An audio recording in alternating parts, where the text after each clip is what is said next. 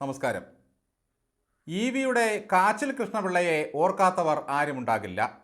കൃഷ്ണപിള്ള ദാരിദ്ര്യമുള്ള കാലത്ത് കണ്ടവൻ്റെ കാച്ചിലും ചേമ്പും കട്ടുതിന്നാണ് ജീവിച്ചു വന്നത്. ചെറുതിലെ കള്ളവണ്ടി കയറി നാട് വിട്ടു. ബോംബെയിലോ മറ്റോ ജോലി കിട്ടി. വർഷങ്ങൾക്ക് ശേഷം അവധി കിട്ടി നാട്ടിൽ വന്നു. തിരുമ്പി വന്ന മച്ചാനെ കാണാൻ ബന്ധുക്കളും നാട്ടുകാരും ഒത്തുകൂടി. ഉച്ചയായപ്പോൾ അമ്മ മകൻ്റെ മുമ്പിൽ കാച്ചിൽ പുഴുക്ക് കൊണ്ടുവന്ന് വെച്ചു. മകൻ ഒന്ന് കടിച്ചു നോക്കിയിട്ട് അമ്മയോടായി ചോദിച്ചു, ഇതെന്നതാ അമ്മ? മകൻ ഇത്ര വേഗം കാച്ചിൽ മറന്നോ എന്ന് സന്ദേഹിച്ചു നിന്ന അമ്മയോട് മകൻ്റെ ചോദ്യം, ഓ കാച്ചിൽ, മരത്തിലൊക്കെ അങ്ങനെ ഞറുങ്ങണ പിറുങ്ങണ വളരുന്ന ഒരു സാധനം. മനുഷ്യൻ്റെ അല്പത്തരത്തെപ്പറ്റി വി കൃഷ്ണപിള്ള എഴുതിയിട്ട് 1085 വർഷമായി. പക്ഷേ കാച്ചിൽ കൃഷ്ണപിള്ളമാർക്ക് നമ്മുടെ നാട്ടിൽ യാതൊരു കുറവുമില്ല. ജീവിക്കാൻ മാർഗമില്ലാതെ നാട്ടുകാരെ പറ്റിച്ച് നടന്ന 3 സഹോദരന്മാർ ഫോൺ വിൽപ്പന മുതൽ സകല തരികിടകളും ചെയ്തു. ഒടുവിൽ സർക്കാർ വനത്തിൽ കയറി കള്ളത്തടി വിറ്റ കാശിന് കോടീശ്വരന്മാരായി. തങ്ങളെ അപമാനിച്ച മാധ്യമ മിനുസനെ മുതൽ ഫാഷൻ പരേഡുകാരായ വനിതാ മാധ്യമ പ്രവർത്തകരെ വരെ വലിയ കാശിന് അയാൾ വിലയ്ക്ക് വാങ്ങി. ഒരു ചാനൽ തുടങ്ങി. ഒരു ചരമവാർത്ത പോലും നേരെ ചൊവ്വേ എഴുതാനറിയാത്ത മൊയലാളി മാധ്യമ പ്രവർത്തകർക്കൊപ്പം കോട്ടിട്ട് കയറിയിരുന്ന് പിണറായി സ്തുതി പാടുകയായി.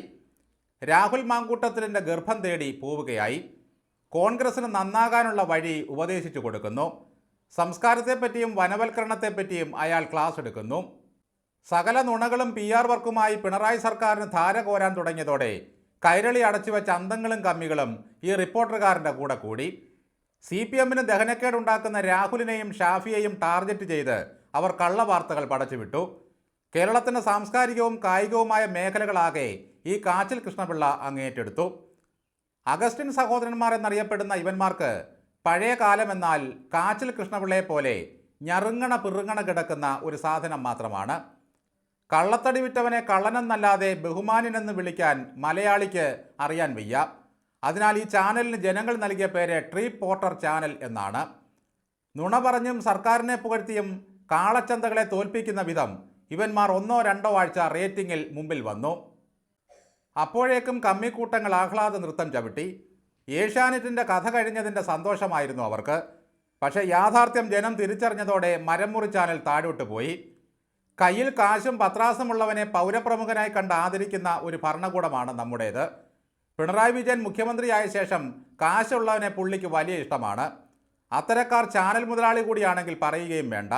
ഒന്നാലോചിച്ച് നോക്കുക. രാജീവ് ചന്ദ്രശേഖർ ജന്മനാ സമ്പന്നനാണ്. അയാൾ ഏഷ്യാനെറ്റ് വിലയ്ക്ക് വാങ്ങി. മനോരമയും മാതൃഭൂമിയുമൊക്കെ പാരമ്പര്യ വിധിപ്രകാരം ചാനൽ നടത്തുന്നു.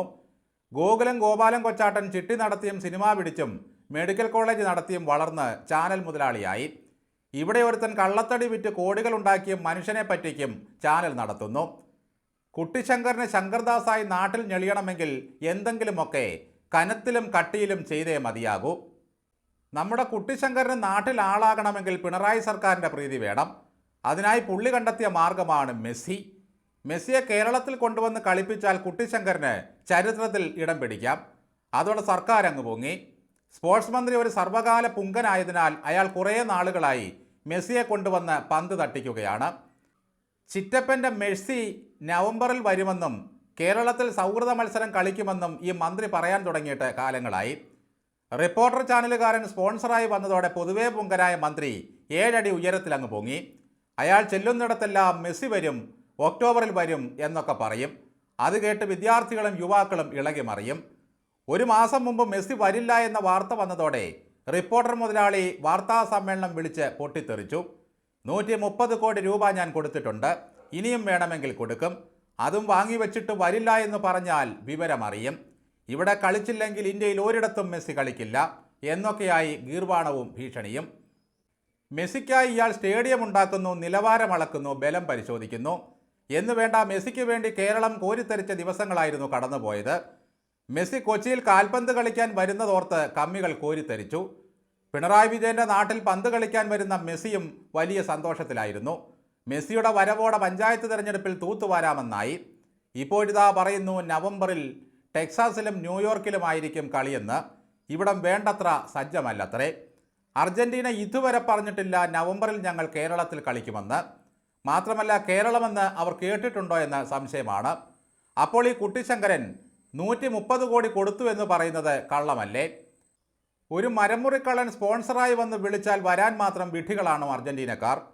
എന്തായാലും മെസ്സി നവംബറിൽ വരുന്നില്ല എന്ന കാര്യം തീരുമാനമായി. സ്പോൺസറും മന്ത്രിയും പറയുന്നത് മാർച്ചിൽ വരുമെന്നാണ്. ഈ കാച്ചിൽ കൃഷ്ണപിള്ളയുടെ വാക്ക് കേട്ട് പൊങ്ങച്ചം പറയാൻ നടന്ന സർക്കാരിൻ്റെ ഒരു അവസ്ഥയാണ് ഭീകരം. അടുത്ത നിയമസഭാ തെരഞ്ഞെടുപ്പിൻ്റെ തലേ മാസം വരെ മെസ്സി വരുമെന്ന് പറഞ്ഞ് ആൾക്കാരെ ഇളക്കിക്കൊണ്ടിരിക്കണം. മെസ്സിയെ കൊണ്ടുവരാൻ കഴകത്തില്ലാത്ത ഈ മരമുറിക്കാരൻ ഇപ്പോൾ മാധ്യമങ്ങളെയാണ് ചീത്ത വിളിക്കുന്നത്. കേട്ടാൽ തോന്നും മെസ്സിയുടെ ഗർഭകഥ വല്ലതും പടച്ചുവിട്ട് മാധ്യമങ്ങൾ അയാളെ പ്രകോപിപ്പിച്ചുവെന്ന്. അർജന്റീനക്കാർ കാണുന്നത് ഏഷ്യാനെറ്റും മനോരമയും ഒക്കെയാണല്ലോ. യാതൊരു തരത്തിലും ഒഫീഷ്യൽ അല്ലാതെ പോയ ഒരു കരാറായിരുന്നു ഇത്. ഓൾ ഇന്ത്യ ഫുട്ബോൾ ഫെഡറേഷൻ യാതൊന്നും അറിഞ്ഞിട്ടില്ല. കേരളത്തിലെ പുങ്കൻ മന്ത്രിക്കല്ലാതെ കായിക വകുപ്പിന് ഒന്നും അറിയില്ല. അർജന്റീന ടീമിന് യാതൊരു വിവരവുമില്ല. മെസ്സി വരുമെന്ന് പ്രഖ്യാപിച്ചത് ഞാനല്ല, മന്ത്രിയാണെന്നാണ് ഇപ്പോഴീ കുട്ടിശങ്കരൻ പറഞ്ഞു നടക്കുന്നത്. ആൻഡോ വല്ലാതെ ക്ഷുഭിതനാണിപ്പോൾ. മെസ്സി ഗർഭഛിദ്രത്തിന് പ്രേരിപ്പിക്കുന്ന 1 ഡസൻ ശബ്ദരേഖ ആൻഡോയുടെ കയ്യിലുണ്ടെന്നാണ് അറിയുന്നത്. മെസ്സി അടുത്ത വിൻഡോയിൽ വന്നില്ലെങ്കിൽ മിനുസ ശിരസ്കൻ അതെടുത്ത് സംപ്രേഷണം ചെയ്യും. ഇന്ന് രാത്രി എഡിറ്റേഴ്സ് മീറ്റിലിരുന്ന റിപ്പോർട്ടർ ടീം മെസ്സിയുടെ സ്വഭാവത്തെപ്പറ്റി നമ്മോട് പറയും. ഒരു രാഷ്ട്രപതിയെ സ്വീകരിക്കാൻ കോൺക്രീറ്റ് താഴാത്ത ഒരു ഹെലിപ്പാഡ് ഉണ്ടാക്കാൻ നമ്മളെ കൊണ്ട് കഴിയുന്നില്ല, പിന്നല്ലേ മെസ്സിയെ കൊണ്ടുവരുന്നത്? നവംബർ 1 പിണറായി വിജയൻ അതിദാരിദ്ര്യം തുടച്ചു നീക്കുന്നതും മെസ്സി വന്ന് കൊച്ചിയിൽ കളിക്കുന്നതും ആൻഡോ മെസ്സിയെ ഇൻ്റർവ്യൂ ചെയ്യുന്നതും മെസ്സിയും മരുമോനും ചേർന്ന് നിന്ന് പോട്ടം പിടിക്കുന്നതും പിണറായി വിജയൻ മെസ്സിയെ വിരുന്നിന് വിളിക്കുന്നതുമൊക്കെ സ്വപ്നം കണ്ട നമ്മൾ ആരായി? ഡിവൈഎഫ്ഐക്കാരും മെസ്സിയും തമ്മിലുള്ള സൗഹൃദ മത്സരം നടക്കില്ല എന്ന കാര്യം ഏതാണ്ട് ഉറപ്പായി. ഈ സ്ഥിതിക്ക് എല്ലാവരും പിരിഞ്ഞു പോകേണ്ടതാണ്. റിപ്പോർട്ടർകാരനും മിനുസ ശിരസ്കനും തമ്മിലുള്ള ചർച്ചയിൽ VD സതീശനായിരിക്കും പഴി കിട്ടാൻ പോകുന്നത്. രാഹുൽ മാങ്കൂട്ടം പേരുദോഷം കേൾപ്പിച്ച നാട്ടിലേക്ക് മെസ്സിയെപ്പോലെ ഒരാൾ വരുമോ എന്നായിരിക്കും ട്രീ കട്ടറുടെ ചോദ്യം.